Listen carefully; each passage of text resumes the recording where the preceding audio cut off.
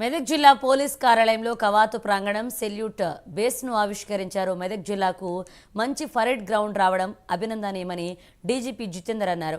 MP సూచించిన మేరకు కొత్త మండలాల్లో పోలీస్ స్టేషన్ల ఏర్పాటుకు కృషి చేస్తామని హామీ ఇచ్చారు.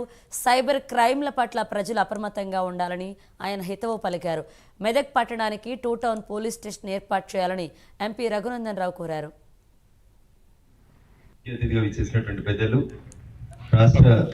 డీజీపీ గౌరవనీయులు జితేందర్ గారికి, వేదిక మీద ఉన్నటువంటి పెద్దలు, police housing corporation chairman, senior రాజకీయ నాయకులు గౌరవనీయులు గురునాథ్ రెడ్డి గారికి, సోదరుడు యువ శాసనసభ్యుడు మెదక్ శాసనసభ్యుడు గౌరవనీయులు మైనంపల్లి రోహిత్ గారికి, జిల్లా కలెక్టర్ రాహుల్ రాజు గారికి, ఐజీ చంద్రశేఖర్ రెడ్డి గారికి, మరొక ఐజీ అడ్మిన్ రమేష్ రెడ్డి గారికి, వేదిక మీద ఉన్నటువంటి స్థానిక మున్సిపల్ చైర్మన్ చంద్రపాల్ గారికి, స్థానిక కౌన్సిలర్ గారికి, వేదిక ముందు ఉన్నటువంటి ఈ కార్యక్రమంలో పాల్పంచుకుంటున్నటువంటి మెదక్ పట్టణ పుర ప్రముఖులు, పోలీసు ఉన్నతాధికారులు, ఈ కార్యక్రమానికి అన్ని తానై కర్త కర్మ క్రియ అన్ని తానై వివరించినటువంటి జిల్లా ఎస్పీ ఉదయ్ కుమార్ రెడ్డి గారు, ప్రింట్ ఎలక్ట్రానిక్ మీడియా మిత్రులు, ముఖ్యంగా పోలీస్ సిబ్బందికి ఈ సందర్భంగా శుభాకాంక్షలు, అభినందనలు తెలియజేస్తున్నారు. Making it such a beautiful parade center just opposite the DPO, beautiful DPO that also constructed by Police Housing Corporation.